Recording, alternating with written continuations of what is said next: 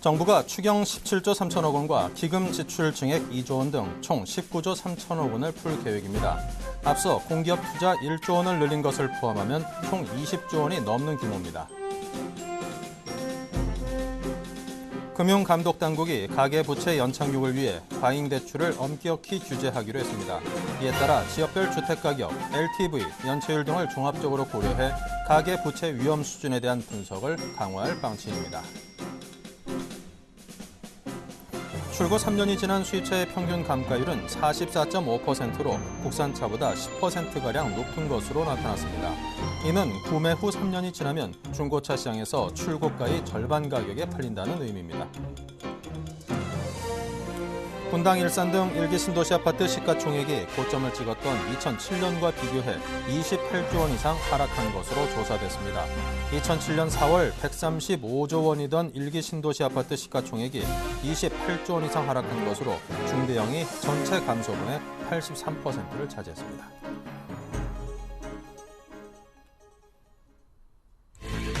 네, 시청자 여러분 안녕하십니까. 오늘장 내일장 진행을 맡은 임동석입니다. 오늘 4월 16일 화요일 순서를 시작하겠습니다. 먼저 지금 현재 진행장의 진행 상황이 궁금하실 텐데요. 먼저 시황을 화면을 통해서 간략히 정리하겠습니다. 네, 먼저 코스피입니다. 0.47포인트가 올랐습니다. 1920.92포인트로 현재 장이 소폭이나마 상승하고 있습니다. 네, 상승이란 표현을 쓰기에는 좀 약하긴 합니다만 오늘 우리 시장의 약세를 북돋우는 건 아무래도 외국인의 매도 물량이 아닌가 싶습니다. 또 간만에 상당히 많은 양의 매도 물량이 쏟아져 나왔죠. 마이너스 2,265억 원, 2천억 원이 넘는 매도 물량을 쏟아붓고 있습니다. 개인만이 적극적으로 사들이고 있고요. 코스닥은 강세입니다. 3.16포인트가 상승하면서 557포인트, 다시금 550선대 후반으로 달려가고 있습니다. 네, 외국인은 코스닥도 마뜩치 않은가 봅니다. 280억 원을 팔고 있고요. 기관도 코스피에서는 소폭 순매수했지만 코스닥에서는 역시 공반 매도로 가담하고 있습니다. 원달러 환율 4.6원이 내려서 1,115.9원입니다.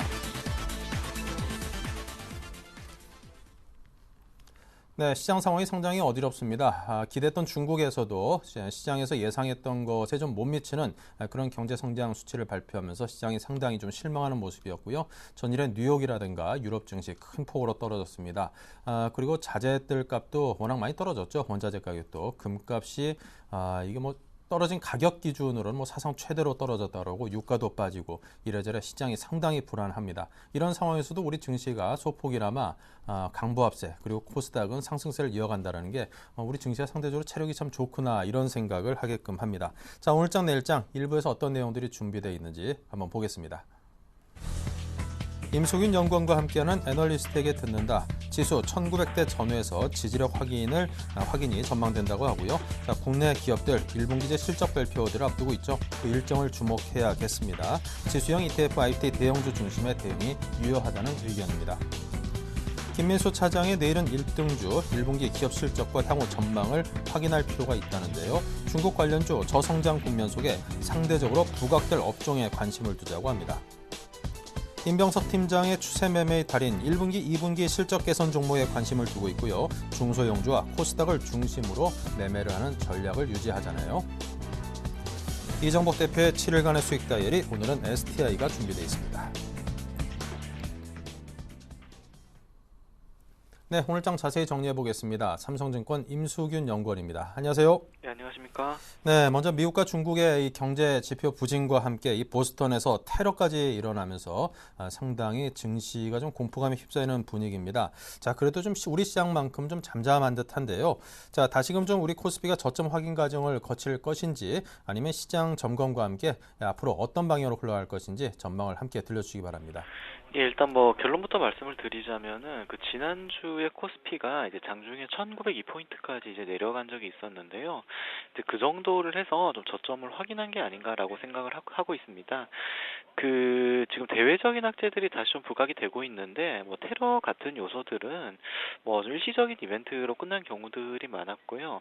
그리고 이제 미국이라던가 중국의 경제 지표 부진은 사실 뭐 이전부터 좀 예견이 돼 왔었던 부분들이기 때문에 뭐 어제 미국 증시 단기 급등 이후에 좀 조정의 빌미를 제공하기는 했습니다만, 이 부분 역시도 시장에서 좀 심각하게 받아들일 만한 이슈는 아니다라고 생각을 하고 있습니다. 일단 재료를 놓고 봤을 때 그 한국 시장을 계속 누르고 있던 부분들이 엔화 약세라든지 그 대북 리스크에 대한 부분이었는데요. 이런 부분들이 지난주를 지나면서 좀 정점을 통과했다라고 판단을 하고 있기 때문에 코스피 같은 경우는 금주중으로 좀 바닥을 다지고 반등으로 돌아서는 흐름이 나오지 않을까 생각을 하고 있습니다. 저희는 여전히 1900대를 전후해서는 좀 지지력을 확인할 수 있을 것으로 전망을 하고 있고요. 네, 코스피 같은 경우는 지금 일시적인 언더슈팅 구간에 진입해 있다라고 판단을 하고 있습니다. 네. 자, 그리고 우리 정부에서 이제 17조 원 가까운 추경을 편성을 했습니다. 이 돈의 힘으로 인해서 우리 증시가 좀 올라갈 수 있을런지 기대감도 있는데요. 앞으로 증시의 향배 어떻게 예상하시는지요? 예, 일단 뭐 추경 같은 경우는 뭐 시장에 알려진 대로 한 17조 정도 규모로 발표가 됐는데요. 이 부분 같은 경우는 그 액수 자체보다도 정부가 본격적인 액션을 시작했다라는 점에서 시장에는 호재로 받아들여 주시는 부분으로 판단이 됩니다. 한국 증시가 금년 들어서 좀 디커플링이 심해졌던 이유 중에 하나가 일본이나 미국 같은 선진 시장들에 비해서 정책 모멘텀이 너무 약하다라는 부분들도 좀 이제 문제점으로 부각된 측면이 있는데요. 어쨌든 신정부가 본격적으로 이제 부양에 나서는 모습이 확인이 되면은 이런 정책 모멘텀 측면에서는 또 투자 심리 완화를 가져올 수 있는 부분으로 생각이 될 수 있고요. 어쨌든 뭐 국내 증시의 센티멘트를 개선하는 데는 큰 도움이 될 것으로 생각을 하고 있습니다. 네. 자, 그 밖에 우리 시장에 영향을 끼치게 될 변수 어떤 것들을 주목해야 된다고 보십니까? 예, 일단 뭐 가장 중요한 부분은 한국 기업들의 1분기 실적 발표 일정이 될 것 같습니다. 지난주 같은 경우도 GS건설에 실적 쇼크가 나오면서 건설주라든지 이제 소대 산업재 업종들 전반에 대한 실적 리스크가 많이 확산이 됐는데요. 일단 뭐 이번 주 같은 경우도 당장 오늘 삼성 엔지니어링의 실적 발표가 예정이 돼 있고, 이번 주 금요일 같은 경우는 LG화학의 실적 발표가 예정이 되어 있습니다. 소재 산업재 업종들 같은 경우는 계속해서 실적 쇼크에 대한 우려들이 부각이 되고 있기 때문에 좀 확인을 해볼 필요가 있다 생각을 하고 있습니다. 그래서 뭐 이번 주 같은 경우는 뭐 엔화 약세라든지 대북 리스크가 완화되는 가운데 실적에 대한 경계 심리가 좀 부각이 되면서 지수가 좀 제한적인 등락을 반복하는 그런 정도의 흐름이 나타날 것으로 생각을 하고 있고요. 저희 같은 경우는 지금 이번 주 주간으로는 1900에서 1950 정도 좁은 박스권 흐름을 생각을 하고 있습니다. 네.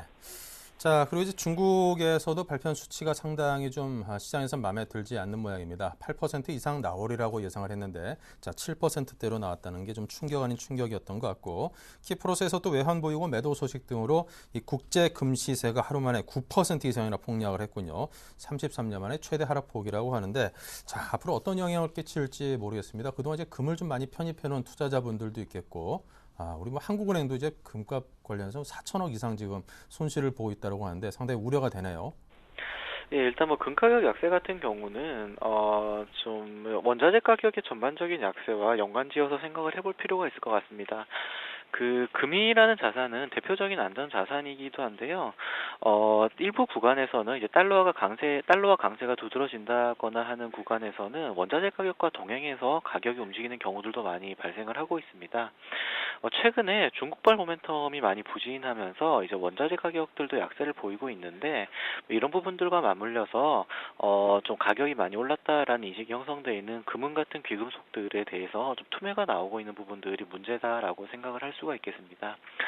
한국 증시 입장에서는 이렇게 좀 원자재 가격의 전반적인 약세 흐름이 소재와 산업재 업종들에 대한 경계심을 좀 높이는 부분이다라고 생각을 해볼 수가 있겠습니다.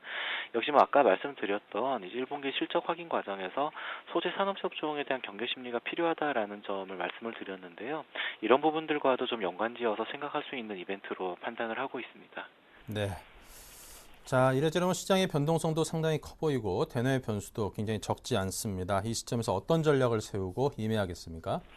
예, 뭐 아까도 말씀드렸듯이 저희 같은 경우는 코스피가 1900 전후에서 좀 저점을 확인했다라고 생각을 하고 있고요. 특히 이제 국내 증시 같은 경우는 지수 1920포인트 기준으로 PER이 한 8.3배 정도가 되는데요. 뭐 이런 밸류에이션 자체가 금융위기 이후에 역사적 저점 수준까지 내려와 있는 상황이기 때문에 뭐 실적 추가 하향 리스크를 감안하더라도 좀 과도하게 빠져 있다라는 생각을 유지를 하고 있습니다. 그래서 뭐 지금 지수대에서 주식 비중 확대하는 전략이 여전히 필요하다라고 생각을 하고 있고요. 뭐 그 투자 측면에서는 이런 개별 종목 리스크 피할 수 있는 지수형 ETF 같은 지수형 상품들, 그리고 실적 모멘텀이 상대적으로 양호하다고 판단을 할 수 있는 IT 대형주를 중심으로 대응하는 전략이 좀 필요한 시점이 아닌가 생각을 하고 있습니다. 네, 알겠습니다. 잘 들었습니다. 지금까지 삼성증권 임수균 연구원이었습니다. 감사합니다. 네, 감사합니다.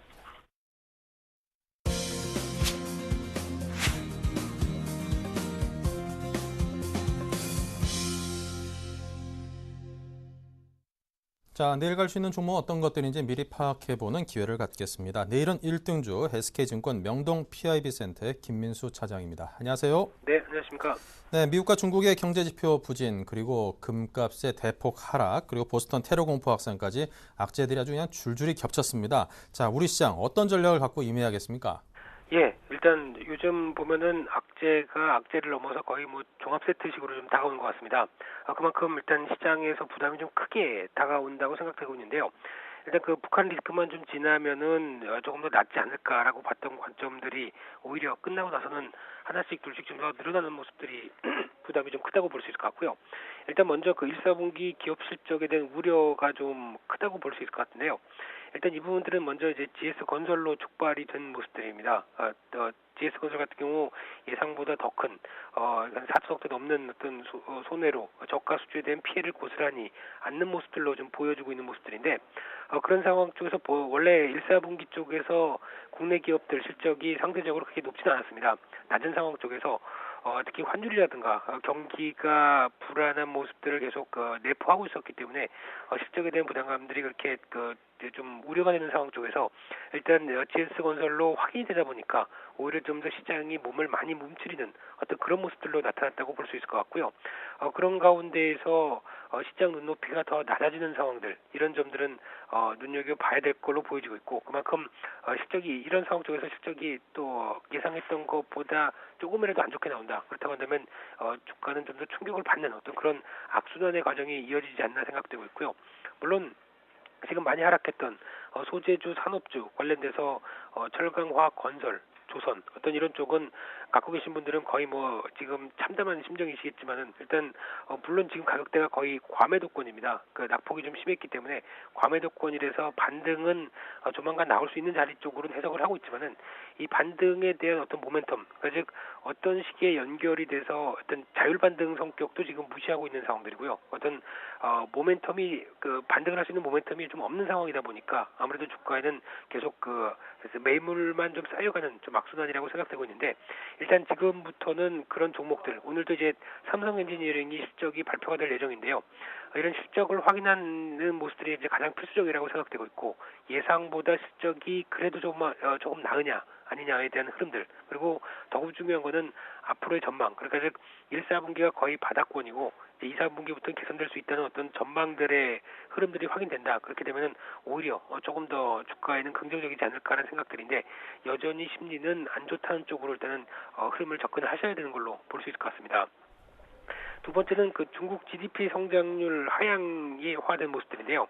일단 그 예상을 한 8.8%대 성장을 할 걸로 봤는데 7.7%대로 성장하면서 어떤 예상 대비해서 어떤 성장률이 좀 많이 좀 적어진 점, 이 점이 아무래도 주가에 좀 부담이 된 모습들로 볼 수 있을 것 같고요. 그런 관점 쪽에서 일단 중국 정부의 관점이라고 한다면은 아무래도 이제 그동안 이제 성장에 대해서 초점을 맞추다 보니까 그 성장 때문에 벌어질 수 있는 어떤 버블이라든가 폐해들, 즉 어떤 그런 쪽 부동산 규제를 통해서 그리고 내수를 부양하면서 이런 쪽으로 그런 부작용을 막기 위한 선조치를 하는 과정이다라고는 해석을 할 수 있을 것 같은데, 워낙 중국하게 되면은 이 성장에 대한 기대감이 컸다가 그에 따른 이제 실망감이 나오는 과정이 아닌가 생각됩니다. 그런 가운데 조금 더 주목을 해봐야 될 모습은 이제 이제 중국 관련주 같은 경우는 이제 과거 어떤 제조업 중심의 패러다임에서 이제 변화가 되고 있는 흐름이다라고 보시면 될 것 같은데요. 일단 지금 국내 시장에서도 마찬가지겠지만 시장에서 주식 시장에서도 강자는 제조업 중심이었습니다. 그런데 이게 이제 어떤 패러다임이 바뀌면서 어떤 저성장 국면 속에서도 상대적으로 부각받는 업종은 이제 제조업 종이 아니라 오히려 어떤 컨텐츠라든가 어떤 그 무형의 자산 쪽에서 어떤 영업이익률을 극대로 끌어올릴 수 있는 어떤 그런 쪽이 좀 부각을 받기 시작한다고 볼 수 있을 것 같고요. 그렇다고 한다면 이 저성장 국면 쪽에서 상대적으로 좀 성장성이 돋보인다라고 한다면 오히려 시장이 그런 쪽에서 부각을 좀 받는다라는 관점 쪽으로 해석을 하는 게 맞지 않을까 생각됩니다. 마지막으로 이거 미국 시장 쪽에서 어제 이제 약세 전환이 되면서 그동안 그래도 믿었던 미국 마저 약세로 전환된다. 그러면 일단 글로벌 시장 전반적으로 좀 타격이 있지 않을까라는 관점 쪽으로 볼 수 있을 것 같은데요. 일단 기업 실적은 양호하게 나옵니다. 예상치도 눈높이가 조금 올라간 걸로 알고 있는데요. 그런데 어떤 미국 시장의 경제 지표는 생각보다 그렇게 썩 좋은 모습들로 나오지 않고 오히려 발목을 좀 잡고 있는 형국인데 그렇다고 한다면 이제 유동성은 당장은 회수가 될 가능성이 없고 오히려 어떤 그 유동성을 계속 공급하는 쪽으로만 연장이 좀 더 될 가능성이 있는데 그런 모습들이 이제 얼마나 또 오래 갈 것이냐 이런 것들도 좀 피해가 나올 수도 있습니다. 그렇다고 하더라도 일단 지금은 단기적으로는 일단 그 많이 올랐기 때문에 차익 매물은 좀 경계할 필요가 있는데 어느 정도 또 밀린다 그러면 다시 반등할 가능성이 좀 높지 않을까라는 관점으로 일단 단기적으로는 미국 시장에서도 매물 부담이 좀 있을 것이란 관점적으로 좀 해석을 해야 될 것 같고요. 따라서 국내 시장 전반적으로 봤을 때는 일단 무엇보다도 국내 시장에서는 낙폭 과대주 그러니까 말씀드렸던 소재 산업주 쪽에서의 안정이 가장 먼저 필요하다라는 관점으로 보셔야 될 것 같고요. 그런 가운데 이어지는 이 외국인 매도세가 좀 그치는지 거기다가 특히 엔달러 관련된 환율 흐름들 이런 모습들도 같이 좀 눈여겨보시면서 시장 흐름을 확인해야 되는데 일단 이 1900선을 벌써 지금 약 한 3번 정도 최근 들어서 지지권을 좀 보여왔습니다. 그렇다고 한다면 이 부분이 강한 하방 경직성 확인한 뒤에 어떤 반등권이 좀 강하게 이어져야 될 텐데 그런 모습들이 이어지는지를 좀 체크를 해봐야 될 것 같고요. 아직까지는 어떤 투자 심리가 회복되기 위해서는 조금 시간이 더 필요하다는 관점적으로 조금 어떤 시장 흐름들을 좀 지켜보자는 관점적으로 좀 말씀을 드리도록 하겠습니다. 네, 자 이렇게 해서 북한, 중국, 미국, 우리 증시를 둘러싸고 있는 변수들에 대해서 그와 관련된 분석과 진단을 해봤습니다. 자, 계속해서 요즘 들어서 1등 종목들은 어떤 곳에서 나오고 있습니까? 예, 일단 먼저 통신주를 생각을 해볼 수 있을 것 같은데요. 최근 한 2, 3일 동안 상대적으로 좀 강합니다. 이제 갤럭시 S4가 나오게 되면 그에 따라서 어떤 모멘텀으로 또 가입자 수가 확대될 가능성들 그리고 거기다가 신정부 정책 특히 이제 통신업종에 대한 어떤 교통정리를 통해서 어떤 성장의 모멘텀도 좀 확인될 수 있지 않을까 어떤 그런 관점들 이런 쪽에서 통신주가 좀 강했다고 볼 수 있을 것 같은데 기본적인 개념은 최근에 시장이 약했기 때문에 어떤 경기 방어적인 성격으로 이해를 하는 게 좀 더 바람직하지 않을까 생각되고 있고요. 추격 매수는 좀 자제하는 관점적으로 말씀을 드리고 싶고 특히 이제 LG U 플러스 같은 경우가 오히려 어떤 그 투자를 잘했기 때문에 LTE 관련된 쪽에서도 어느 정도 좀 사례 점유율들을 조금 더 좀 잠식해 나갈 수 있는 그런 모습들이 아닐까 그런 관점으로 좀 볼 수 있을 것 같고요. 두 번째는 엔터테인먼트주입니다. 일단 싸이 효과로 인해서 또다시 싸이 열풍이 불고 있는 모습들로 볼 수 있을 것 같은데 거기다가 상대적으로 말씀드렸던 부분 어떤 그 안정적인 매출에 대해서 매출을 보이고 있다는 점 이 점이 좀 무게가 실리면서 주가가 움직인다고 볼 수 있을 것 같은데요. 일단은 지금 단기적으로는 수익 실현 관점으로 보신 다음에 재접근하는 관점을 좀 말씀을 좀 드려보고 싶고요. 그런 쪽에서도 그래도 어느 정도 기반을 마련하고 있는 CJ, CGV 같은 경우 일단 밀리면 조정 시 매수하는 관점 쪽으로 그렇게 보시는 게 좀 바람직하다고 생각됩니다. 마지막으로 바이오 제약주인데요. 일단 신정부 정책에 관련돼서 이제 복지 수혜 관점들 이런 것들이 같이 복합되면서 나오는 변화라고 생각되고 있고 거기다가 중국에 대한 모멘텀들 확보가 되면서 조금 움직이는 종목들이 강한 모습들이 아닌가 생각되고 있고요. 거기다가 이제 그 종목적으로는 시젠이라든가 유나이티드 제약 약간 중소형 쪽에서의 종목들도 많이 선전하고 있는 모습들이다라는 점들도 조금 더 눈여겨볼 수 있을 것 같습니다. 네, 자 그렇다면 내일장에서 1등을 이어갈 종목은 어디를 추천하십니까? 예, 요즘 반도체 관련된 쪽에서의 변화가 상당히 그래도 좀 긍정적인 것 같습니다. 그래서 SK 하이닉스를 비롯해서 반도체 쪽은 계속 눈여겨봐야 된다고 생각되고 있고요. 그런 관점 쪽에서 반도체 장비주 PSK를 말씀드리고 싶고요. 일단 그 주력 장비 PR 스트립이라는 쪽에서 세계 시장에서 한 20% 좀 점유를 하고 있는 모습들이고 거기다가 비상장 계열사를 9개를 보유하면서 어떤 그 연결 순이익 쪽으로도 조금 더 보강되는 어떤 그런 모습들이 좀 나오는 흐름이라고 생각되고 있고요. 거기다가 삼성전자 외 마이크론, 나냐 이런 쪽으로 해외 업체도 거래가 좀 활발한 모습들이기 때문에 이번에 어떤 반도체 업황이 확보가 되면서 살아나는 모습들 쪽에서는 수혜를 볼 수 있다는 관점 쪽으로 해석을 할 수 있을 것 같고요. 거기다 이제 삼성전자 강소 기업으로 선정된 모습들이기 때문에 조금 더 어떤 그 수혜를 볼 수 있는 차원들이 좀 더 크지 않을까라는 관점으로 볼 수 있을 것 같고요. 일단 지금 오늘 횡보세를 보이다가 오늘 좀 처음 움직이는 모습들이 나옵니다. 그런데 일단 그렇다고 하더라도 이제 거래가 실리면서 움직인다라고 한다면 박스권 돌파에 무게를 둘 수 있을 것 같고요. 그렇다고 한다면 1차적으로는 한 5,500원대의 저항은 좀 있겠지만은 이 부분 돌파가 충분히 이루어질 것 같고 한 6,000원대 부분까지는 목표가 좀 삼아 볼 수 있을 것 같고요. 손절가는 조금 짧게 해서 4,900원대로 말씀을 좀 드리도록 하겠습니다. 네, 자 PSK를 내일 1등을 이어갈 종목으로 추천을 받아봤습니다. 자, 그리고 4월 9일 날 추천하셨던 화일약품 목표가에 도달했습니다. 이 종목 어떻게 해볼까요? 예, 말씀드렸던 내용들 그대로 반영하면서 주가 탄력적으로 움직여서 다행이라는 생각이고요. 일단 그 목표가는 한 13,000원 정도까지도 올려도 될 것 같습니다. 그 정도 부분까지는 단기 조정 확인 뒤에 추가적으로 좀 이어질 거라고 볼 수 있을 것 같고요. 조정 시 매수 관점 계속 유지를 하면서 일단 특히 말씀드렸던 스토리들 특히 설비 투자를 이용해서 주가가 어떤 매출의 확대 기회를 삼는다라는 관점이기 때문에 지금 흐름들 나쁘지 않다고 생각되고 있고요. 약 한 11,500원대 이하 정도 부분이 들어간다 그러면 좋은 매수 기회로 접근하는 게 바람직하다고 생각됩니다. 네, 알겠습니다. 자, 이렇게 해서 오늘 화일약품에 대한 AS와 PSK에 대한 추천을 들어봤습니다. 여러분께서 두 종목 모두 꼼꼼히 잘 살펴보시기 바랍니다. 지금까지 SK증권의 김민수 차장이었습니다. 감사합니다. 네, 감사합니다.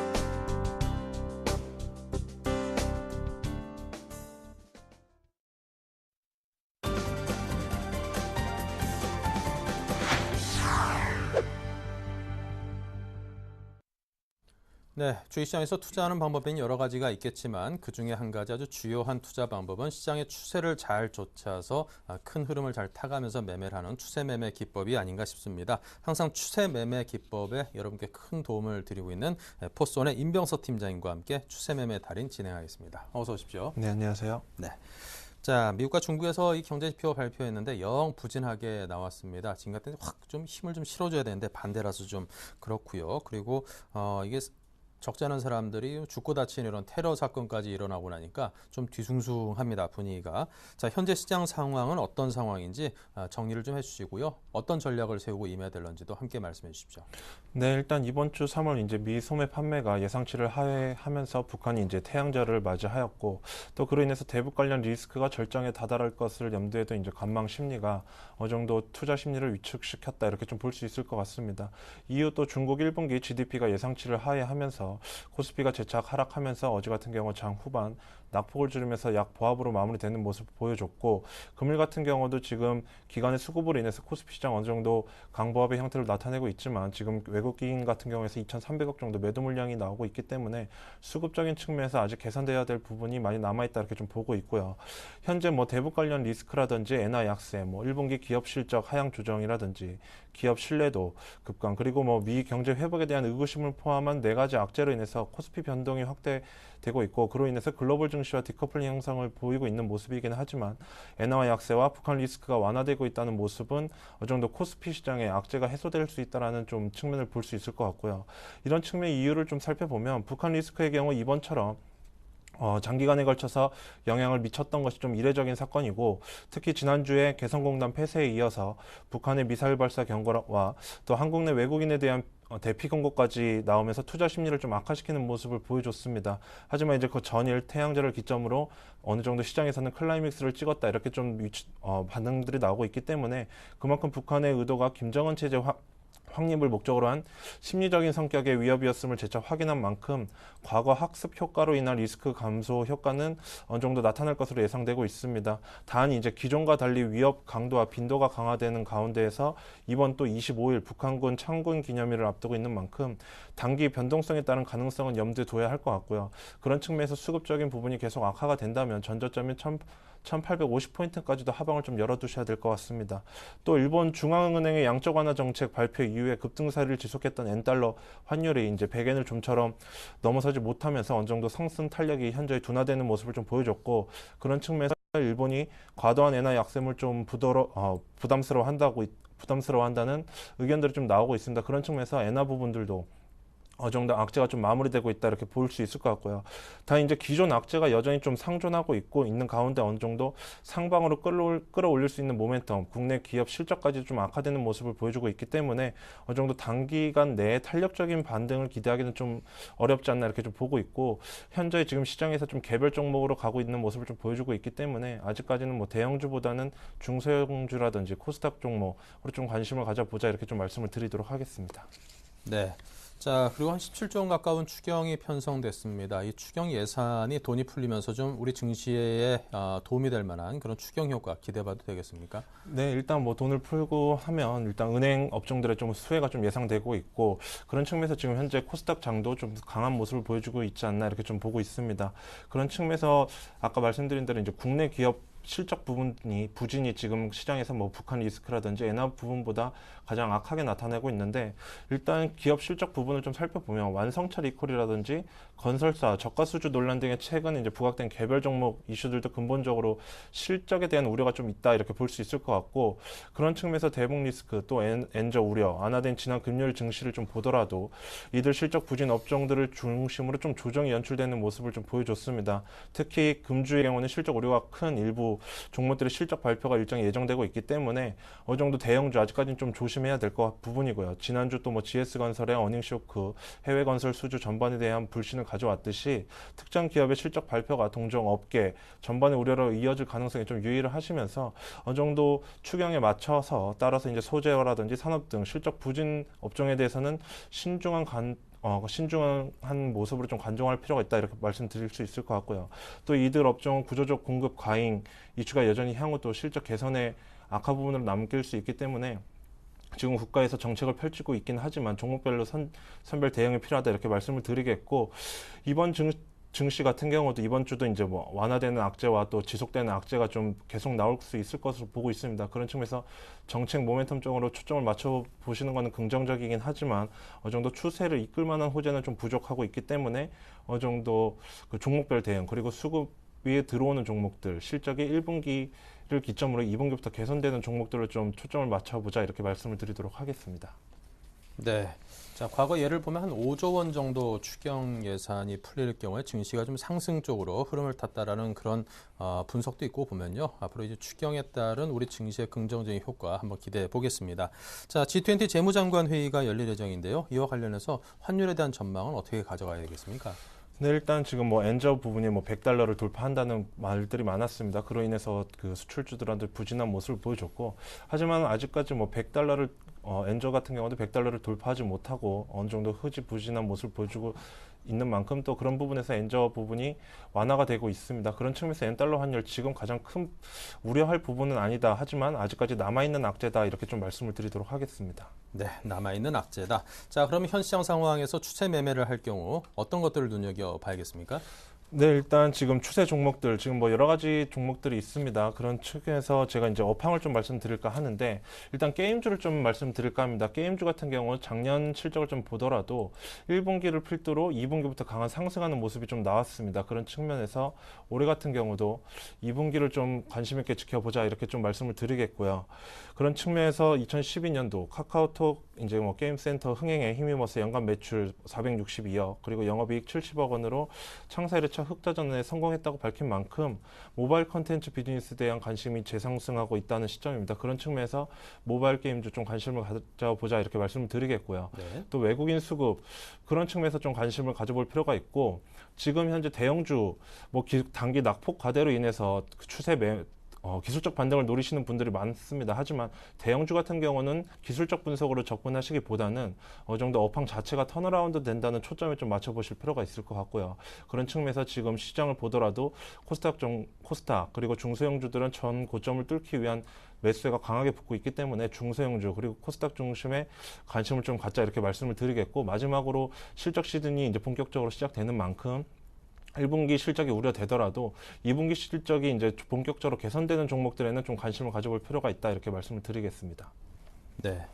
자, 이제 뭐 시장이 어렵다 보니까 소비자들이 도통 이제 돈을 쓰지 않아 가지고 기업들이 실적 시즌 즈음해서 아무래도 좋은 실적 내놓기 상당히 좀 마땅치 않을 것 같습니다. 그럼에도 불구하고 이 모바일 게임 쪽은 여전히 그래도 좀 화랑세를 타고 있지 않나 이런 생각도 들던데요. 자, 이런 분야 기업들이 요즘 들어서 괜찮죠? 어떤 기업들 좋습니까? 네, 아까 제가 초반에 말씀드린 대로 이제 카카오톡이 흑자전에 성공을 했다고 합니다. 그런 만큼 모바일 게임 관심을 가져봐야 될 것 같고요. 그런 측면에서 뭐 게임빌이라든지 컴투스, 위메드 종목들을 좀 말씀드릴까 합니다.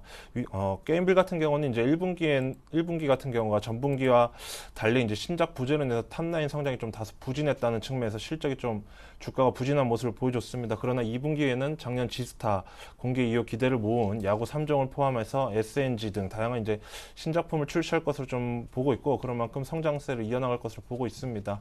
그런 측면에서 현재 수급 부분들도 기금을 중심으로 기관의 수급이 이어지고 있고요.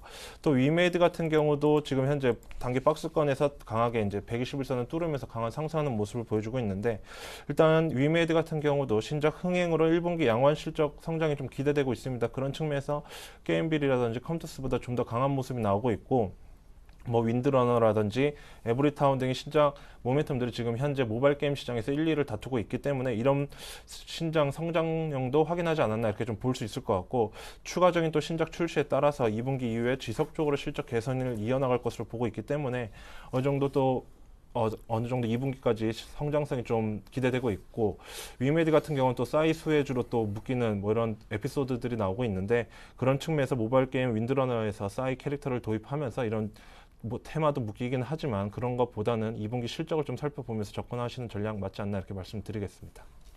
네.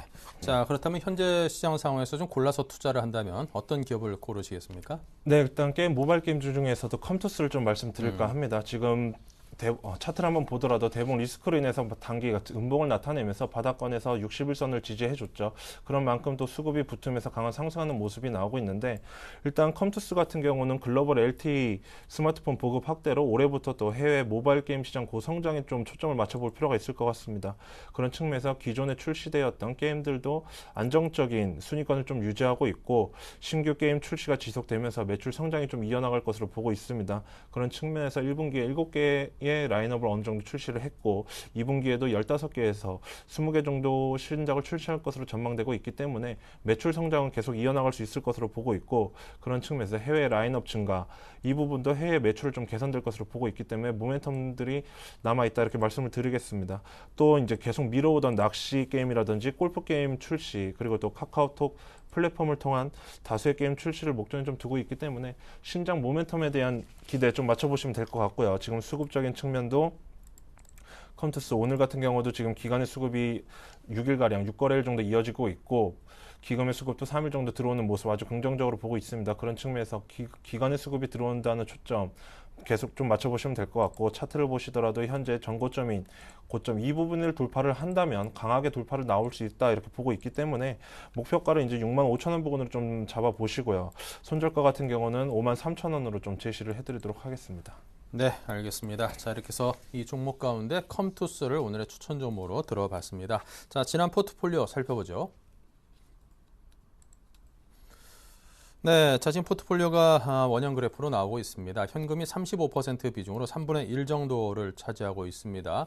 그 밖에 종목들의 수가 좀 많습니다. 하이마켓 코리아만이 15%로 가장 비중이 높습니다만 그래도 전체 비중에선 15%에 지나지 않습니다. 대상고 YG엔터, 사파이어 테크놀로지 등등 5종목이 모두 각 10%씩 총 6개 종목으로 골고루 위험을 분산해서 잘 편입되어 있습니다. 네, 아무래도 분산 투자라는 게 한 종목 잘 나가고 한 종목 못 나가고 할 때 전반적으로 평균적으로 좀 좋은 모습을 보여주는 그런 장점들이 있죠. 자, 지금 그걸 여실히 보여주고 있는데요. YG가 현재 25.3% 수익을 거두고 있고요. 목표가와 손절가 상향 조정했습니다. 사파이어 테크놀로지도 역시 12.9% 수익으로 목표가 상향했고요. 그 밖에 세 종목 모두 수익과 손실을 내고 있습니다만 손실폭은 상대적으로 아주 작습니다. 세 종목 모두 보유고요.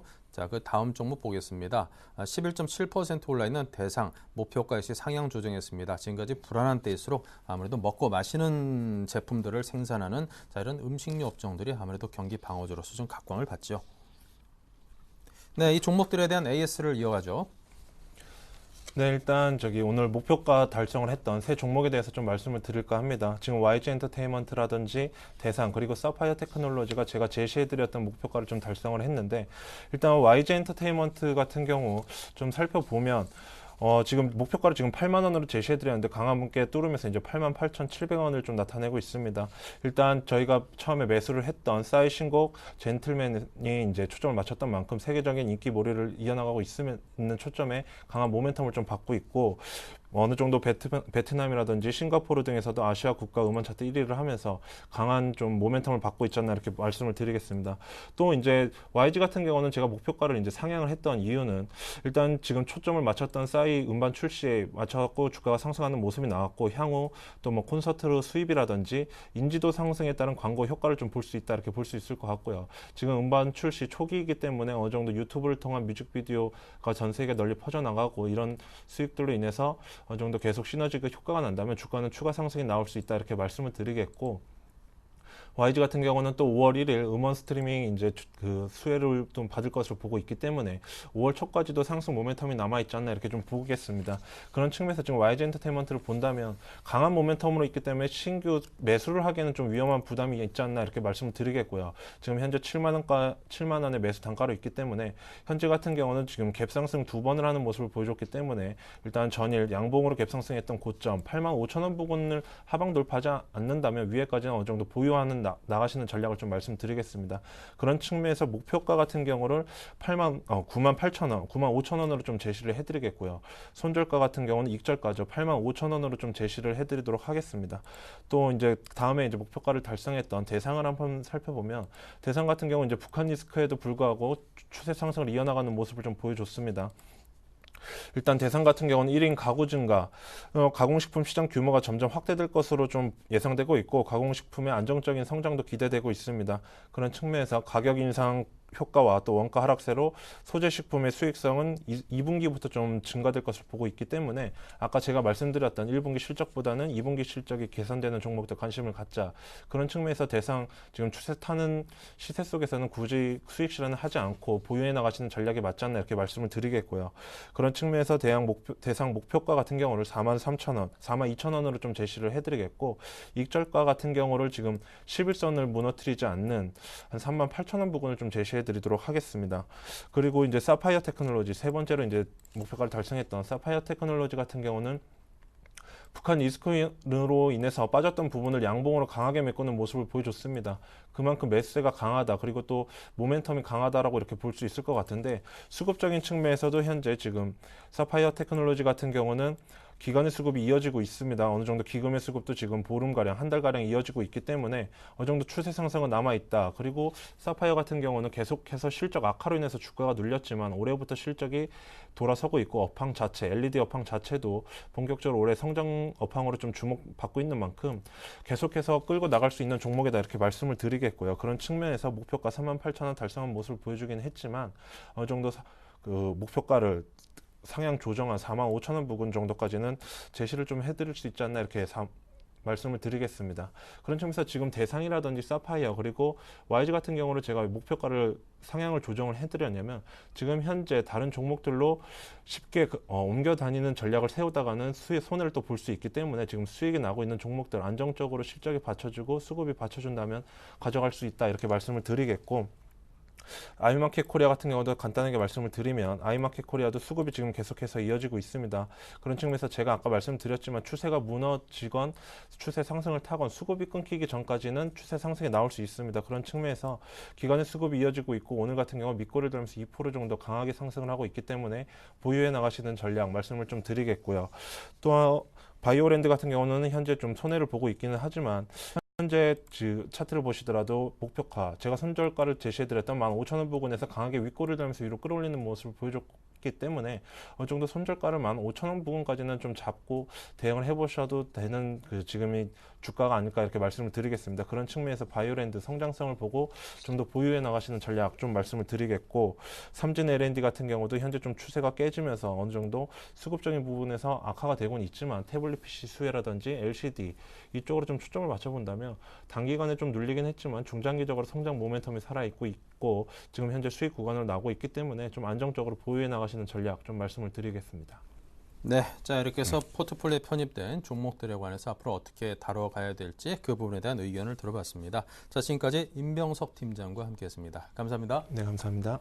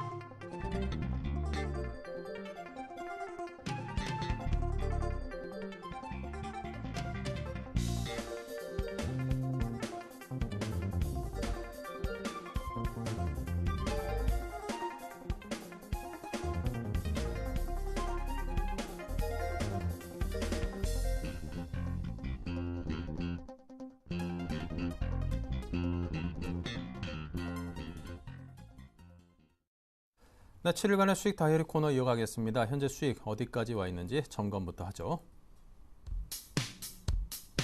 네, 7일간의 수익 다이어리 총 5개 종목입니다. CJ 프레시웨이가 마이너스 0.6%로 소폭 빠졌고요. ICD 이정복 대표 잘 나가죠. 6.7% 수익으로 단연 높습니다. AJ 렌터카 오전엔 한단 마이너스 3에서 마이너스 1%의 손실 나 있습니다. 다날이 2.4%로 ICD와 함께 수익 구간으로 올라 있는 두 종목입니다. 네, 이렇게 해서 오늘의 위너는 역시 이정복 대표의 ICD가 차지했네요. 6.7% 수익입니다. 네, JB스탁의 이정복 대표입니다. 안녕하세요. 네, 안녕하세요. 네, ICD 수익률이 다시금 6.7%대로 올라갔습니다. 어떻게 다룰까요? 네, 역시 ICD 좀 최근에 흐름 좋게 계속 이어가고 있고요.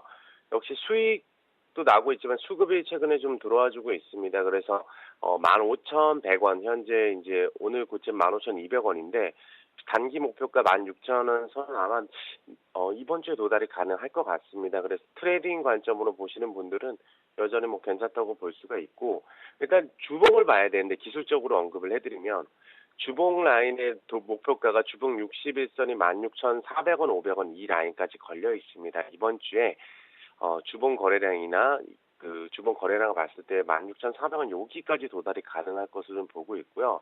월봉 거래량도 봤을 때 지난달 거래량은 이미 뛰어넘고 이번 달 지금 12.5% 정도 상승을 하고 있습니다. 그래서 앞으로가 좀 기대가 되고 실적이 계속해서 턴어라운드 되고 있습니다. 역시 우리가 실적을 보고 투자를 해야 되는데 이번 분기 지난 분기 대비했을 때 좀 약간 대폭 재전환이 좀 가능하고 다음 분기도 또 제가 여전히 말씀드렸던 대로 수주를 달성을 했기 때문에 다음 분기도 여전히 좋다 이렇게 말씀을 드리겠습니다. 그래서 여전히 AMOLED 투자 확대에 따른 수혜주로서 가장 부각이 될 확률이 가장 높은 종목이라고 말씀드리겠습니다. 네. 자, 여전히 좋다. 기대가 큽니다. 자, 그렇다면 오늘 들어가서 한 주간 또 수익 낼 만한 새로운 종목은요? 네, 금일은 이제 STI라는 종목을 이제 소개를 해드리겠습니다. 이 종목은 약간 소형주라고 볼 수가 있는데요.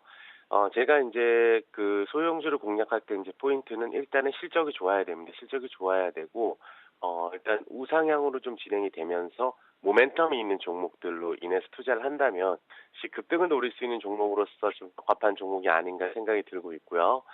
디스플레이용 그 중앙약품 공급은 이제 세정, 식각, 현상, 시스템 장비 제조업체입니다. 여전히 그 주 매출원이 이제 화학약품을 공급하고 있는데요. 시장 점유율은 50% 정도 차지를 하고 있습니다. 혹시 국내 반도체 및 OLED 이제 투자에 확대에 따른 장미 부분 수주. 여전히 이 종목도 이제 IT 부품주로서 이제 수주 증가에 대한 그런 기대감. 그리고 그 얼마 전에 이제 중국 최대 LCD 제조사 BOE에 CDS 장비를 150억 단독 공급을 했습니다. 이게 중요한 포인트라고 볼 수가 있는데 LCD 제조사 BOE에 150억을 단독으로 공급했다. 앞으로도 여전히 수주가 계속 나올 가능성이 높고요. 국내외